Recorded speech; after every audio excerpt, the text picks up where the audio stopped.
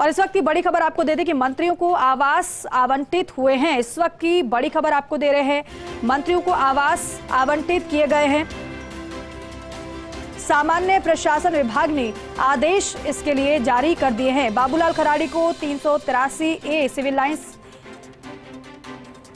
का आवास मिला है, तो मंत्रियों को आवास का आवंटन कर दिया गया है। सामान्य प्रशासन विभाग ने इसके लिए आदेश भी जारी किए हैं। तो देखिए, मंत्रिमंडल के गठन होने के बाद, विभाग का बंटवारा होने के बाद अब मंत्रियों को आवास भी आवंटित हुए हैं, जिसमें अगर बाबूलाल खराड़ी की बात की जाए तो बाबूलाल खराड़ी को 383A सिविल लाइंस आवास मिला है। कन्हैयालाल चौधरी को 18A, और इसी के साथ साथ अन्य अगर मंत्रियों की बात करें, इसी तरीके से अन्य मंत्रियों को भी आवास का आवंटन कर दिया गया है। सामान्य प्रशासन विभाग ने इसके लिए आदेश जारी कर दिए हैं। तो अब ये मंत्री इन्हीं आवासों में प्रवास करेंगे। कन्हैयालाल चौधरी को 18A आवास मिला है। मंत्रियों को आवास का आवंटन किया गया है। हालांकि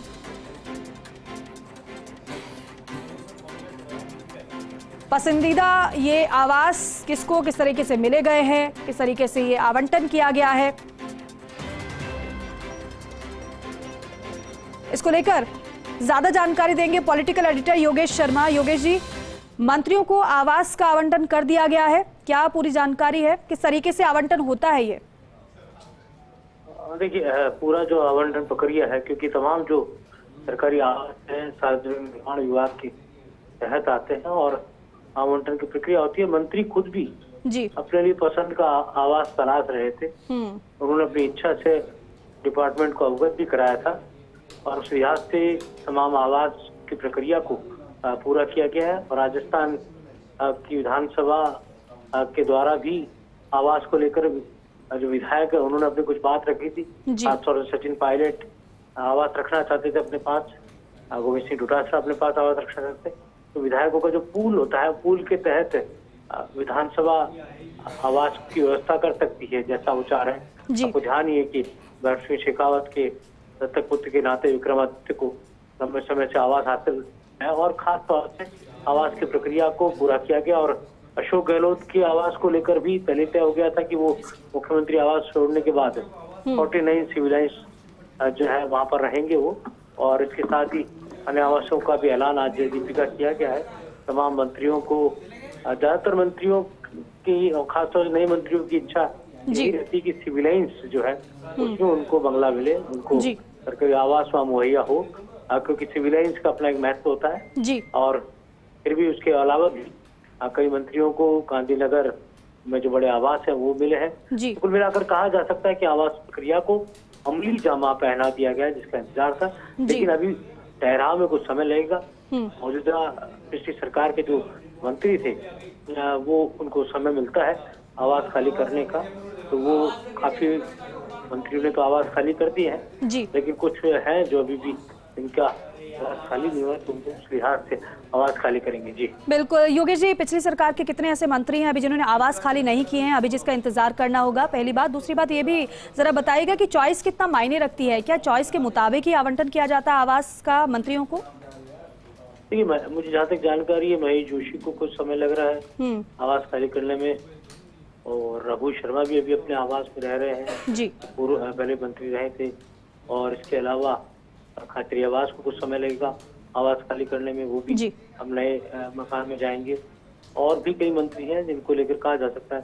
सचिन पायलट अभी अपने आवास में रह रहे हैं और उनकी इच्छा भी थी कि वो उस आवास में रहे। कुल मिलाकर कहा जा सकता है, और चॉइस बहुत महत्वपूर्ण है। जो बड़े कद के मंत्री हैं, जो सीनियर मोस्ट कहे जा सकते हैं, जिनको खासतौर मदन दिलावर ने कई आवाज देखे थे अपने लिए, गोविंद डोटासरा का भी आवाज देखा, खाचरी आवास का भी आवाज देखा, और वासुदेव देवनानी ने भी कई आवाज देखे थे। और तो ऐसे में ये कहा जा सकता है कि जो मंत्रियों की चॉइस होती है वो भी होती है, शुभ अशुभ भी देखा जाता है दीपिका, क्योंकि जो आवाज का इतिहास होते हैं, इतिहास को लेकर भी कहा जा सकता है कि शुभ अशुभ को देखा जाता है। जी बिल्कुल योगेश जी, और कुछ ये भी देखा गया कुछ मंत्री कुछ आवास में जाने से कतराते भी हैं। बहुत शुक्रिया फिलहाल बातचीत के लिए, जानकारी के लिए। तो देखिए, बड़ी खबर आपको बता रहे हैं, मंत्रियों को आवास का आवंटन कर दिया गया है।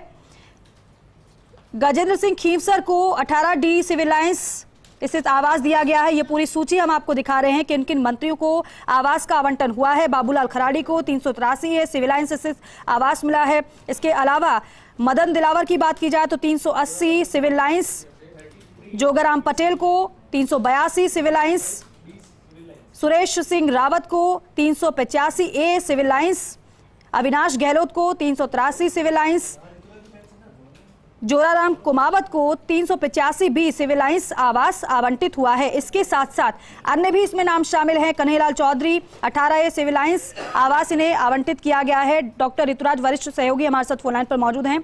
डॉक्टर ऋतुराज जी, ये जो आवास के आवंटन की प्रक्रिया होती है मंत्रियों को, ये किस तरीके से पूरी प्रक्रिया रहती है?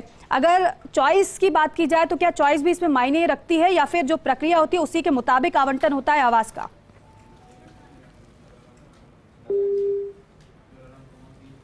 जो 2 मंत्रियों की कमेटी बनाई गई थी जिसमें जोगाराम पटेल थे और जो किरोड़ी लाल मीणा थे, इन दोनों ने तय करके ये आवास की प्रक्रिया तय की थी। करीब 2 दिन पहले ये प्रक्रिया तय हो गई थी, लेकिन कुछ मंत्रियों ने खुद बंगले जाकर चेक किया था। उसके बाद फिर ये आज सूची जारी की गई है और इसमें सुमित गोदारा को गांधीनगर का 51 नंबर का बंगला मिला है, संजय शर्मा को B5 गांधीनगर मिला है, गौतम कुमार दत्त को 381 सिविल लाइन मिला है, जाबर सिंह खर्रा को 18 सिविल लाइन, 4 अस्पताल मार्ग हीरालाल नगर को मिला है। इसी तरह मंजू बागमार को गांधीनगर में मिला है बंगला और विजय सिंह चौधरी को 3 अस्पताल रोड मिला है। के बिश्नोई को प्रथम श्रेणी का 37 गांधीनगर का बंगला मिला है।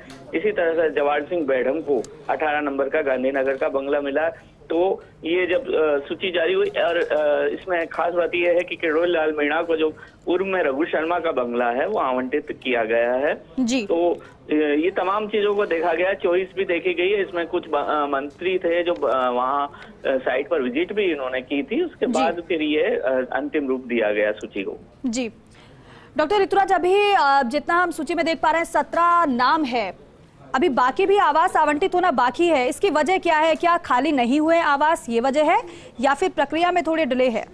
देखिए, कुछ आवास को लेकर बातचीत चल रही है और इसके बाद वो सूची भी आ जाएगी। हालांकि उसमें भी सहमति करीब करीब बन गई है। जैसा कि मैंने अभी कहा कि किरोड़ी लाल मीणा को जो पूर्व में जो रघु शर्मा का बंगला है वो आवंटित होना है, उसके नाम आना बाकी है सूची में और इसलिए इसमें हो सकता है समय लगे। और ज्यादातर मंत्रियों ने यह माना जा रहा है कि बंगला की खाली किया जा चुका है या हो रहा है और पूरी बंगला खाली होने में एक सरकार से दूसरे सरकार में मंत्रियों को 2 महीने का समय मिलता है। इस दौरान ये कामकाज पूरा कर लिया जाता है, लेकिन नैतिकता के आधार पर खुद ही बंगला। ठीक है डॉक्टर ऋतुराज, बहुत शुक्रिया पूरी जानकारी के लिए, बातचीत के